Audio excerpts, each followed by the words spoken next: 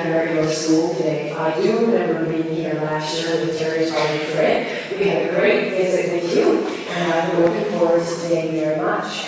Angela and I are going to talk to you a little bit today about Terry, about cancer, and about what it is that you are doing and can do to continue to help people that have cancer. So we're going to look at the word cancer. Cancer is spelled C-A-N-C-E-R.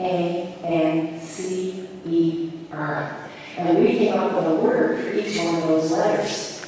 So the first letter of cancer, the letter C, stands for curiosity. So sometimes we can be very curious, especially about what happened to Terry. Now some of you know the story already, and some of you may not be sure. So I'm just want to remind you about what happened to Terry. When Terry was 18, he had a very sore knee, and he didn't get better, and he was concerned about that. So he decided to go to the doctor, and the doctor told him he had cancer in his leg. So he had a very rare form of bone cancer, and his leg had to be removed. And if you look right here, you'll see a picture of Terry, and you can see that this is his real leg right here. And this is what we call a prosthetic leg, or an artificial leg. So Terry had to get one of those legs so that he could walk and run again. When Terry was in the hospital, Terry was also very curious. Now, Terry was curious about things like the cancer treatments, what was going to happen to him, what kind of treatment he was going to have. He wondered if the doctors and the scientists knew if there was a cure for cancer. So he was curious about all of those things. And the second letter of the word cancer is A, and that stands for answers. Terry wanted answers about treatments and cures. He discovered while he was in the hospital that at that time, it was 32 years ago, by the way. Do you know that that's longer than some of your moms and dads are old? It was a long time ago. Some of us who are really old like me remember 32 years ago when Terry did what he did. But at that time, there was not very much cancer research being done, not a lot of funding, and he discovered that. He also wanted to know about what treatments were like for other people. Some of the treatments didn't make the patients feel very good, and he sort of felt really badly about that. Since then, because of the research that we have been able to do, we have found answers to some of those questions. We recognize the fact that not enough money was being raised, so that's one of the reasons that Terry started to run, was to raise money so more research could be done. We have also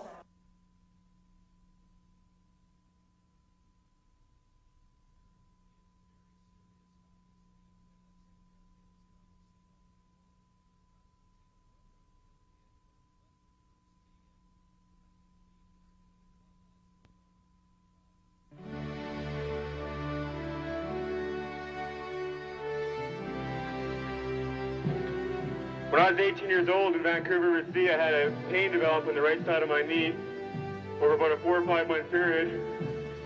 And one morning I woke up and I couldn't get out of bed, and that day they told me I had a malignant tumor and that I had to have my leg amputated in 4 days.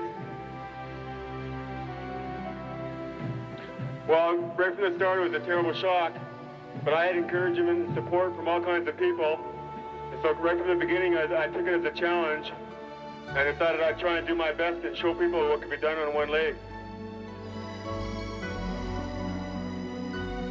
And I decided after my 1.5 years of chemotherapy that I'd try and run across Canada and raise as much money as I could and try and help out these people.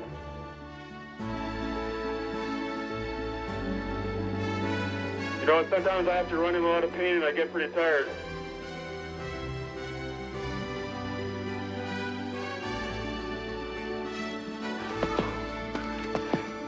When I'm running each day, I take one day at a time. When I'm running, I take 1 mile at a time, and I take one corner at a time. Every signpost, I'm looking at it and reaching out for that signpost. Every corner, I'm reaching out, and this is the type of thing I'm thinking of when I'm running. A lot of people don't exactly know why he's doing it. Like, I know some people have come up to me and said that they think he's running across Canada for himself, but a lot of them don't know that he's doing it for other people. It's great what he's doing. I mean, helping other people and not sitting around feeling sorry for himself. I'm glad he's my brother. cancer is a disease right now that is affecting a lot of people, and we can all do our part. And Terry Fox is somebody who tried hard. And even though I died of cancer, my spirit didn't die, and I kept trying, and that should influence a lot of people as well.